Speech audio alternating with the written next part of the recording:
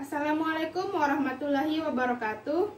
Perkenalkan, nama saya Nining Apriani dengan NIM J1B019073 dari Teknik Pertanian Fakultas Teknologi Pangan dan Agroindustri Universitas Mataram. Sekarang saya akan menjelaskan tentang siklus karbon dalam tanah. Pengertian dari siklus karbon itu sendiri yaitu proses pergerakan karbon dari suatu area ke area lainnya. Karbon memiliki peran penting bagi kehidupan ekosistem di bumi. Selain itu, seluruh makhluk hidup juga memiliki kandungan karbon. Karbon dapat dihasilkan melalui proses alami serta serat dalam manusia. Selanjutnya, sumber penghasil karbon.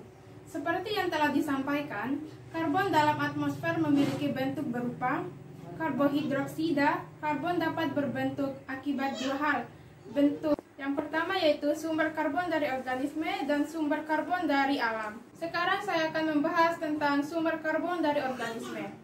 Karbon dihasilkan dari proses respirasi makhluk hidup serta diskomposisi organisme yang telah mati. Pada proses respirasi yang dilakukan oleh makhluk hidup akan menghasilkan senyawa karbodioksida atau CO2. Selain itu, asap dari hasil pembakaran bahan bakar kendaraan juga mengandung karbon. Karbon dioksida atau CO2 akan dimanfaatkan oleh tumbuhan untuk proses fotosintesis sehingga menghasilkan amilium dan oksigen atau O2.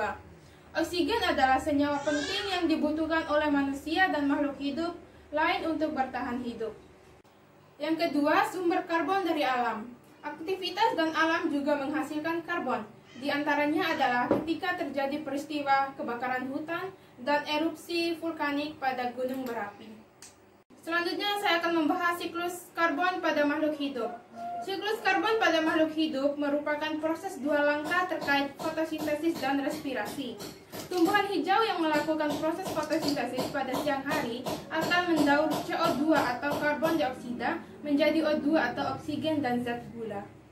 Dilanjutkan dengan makhluk hidup seperti hewan dan manusia akan memanfaatkan O2 atau oksigen yang dihasilkan dari tanaman tersebut untuk proses pernapasan. Kemudian hasil dari pernapasan hewan dan manusia adalah CO2 atau karbon dioksida. Berikut ini adalah siklus karbon yang dilakukan oleh organisme secara alami. Yang pertama, fotosintesis. Pada proses fotosintesis pada tumbuhan, energi matahari dimanfaatkan untuk mengubah air dan karbon dioksida menjadi karbohidrat. Dari proses tersebut, energi radiasi matahari diubah menjadi energi kimia oleh ikatan molekul karbon yang diperoleh dari gas CO2 atau karbon dioksida yang terdapat pada udara dan air. Yang kedua, respirasi. Respirasi tidak hanya dilakukan oleh makhluk hidup seperti hewan dan manusia.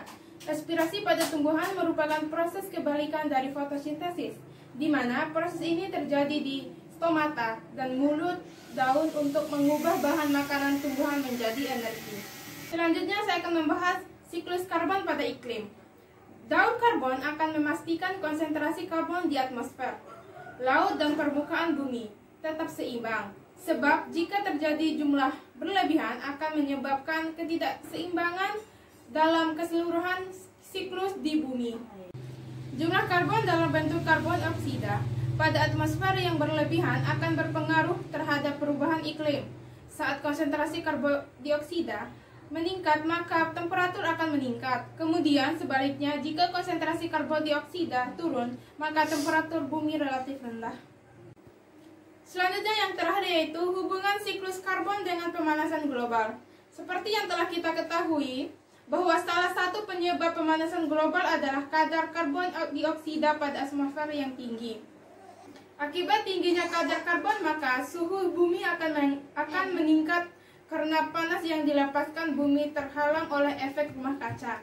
Pada peran penting hutan sebagai habitat alami pepohonan perlu kita jaga agar siklus karbon tidak terganggu. Sekian dari penjelasan saya. Wabillahi taufiq wal hidayah. Wassalamualaikum warahmatullahi wabarakatuh.